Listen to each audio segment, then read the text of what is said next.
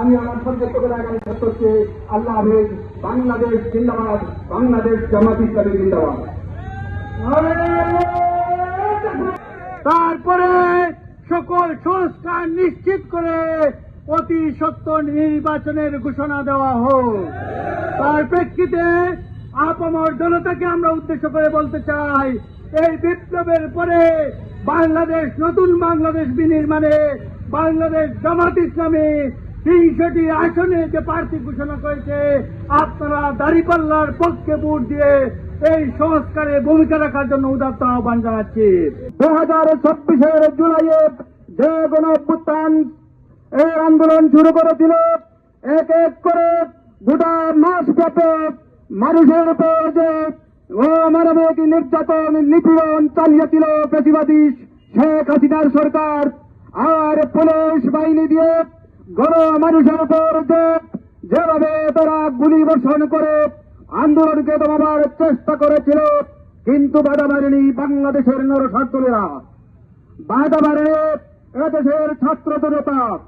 তাই ঝাঁপিয়ে পড়েছিল শেখ হাসিনার শেষ পরিণতি দেখার জন্য। তাই শেখ হাসিনা হয়ে গেল শেষ হাসিনা। বসুন্ধরা টিস্যু, অশুদ্ধতার বিরুদ্ধে এক বিন্দুও ছাড় নয়। আমরা ইতিহাসে যেমন হিটলার দেখেছি, লেডি হিটলারকে দেখি নাই, দেখেছি শেখ হাসিনাকে বাংলাদেশে লেডি হিটলার হিসাবে। তার সেই অমানবিক নির্যাতন নিপীড়নের মধ্য দিয়ে গোটা বাংলাদেশকে একটি কারাগার বানিয়ে রেখেছিল। বাংলাদেশের মানুষ যখন কথা বলতে পারত না, ন্যায্য দাবি দাওয়া যখন তারা আদায় করার জন্য নেমেছিল, তখন তাদের উপর, তাদের বুকের উপর শিশু, কিশোর, যুবক, যুবতী সকলের উপর অমানবিক নির্যাতন এবং গুলিবর্ষণ করে আন্দোলন দমাবার চেষ্টা করে ব্যর্থ হয়েছিল। ইতিহাস থেকে শিক্ষা নেওয়া উচিত। আর যদি কেউ এরকম করে, তাহলে ইতিহাসের রাস্তা করে তাদেরকেও নিক্ষিপ্ত হতে হবে।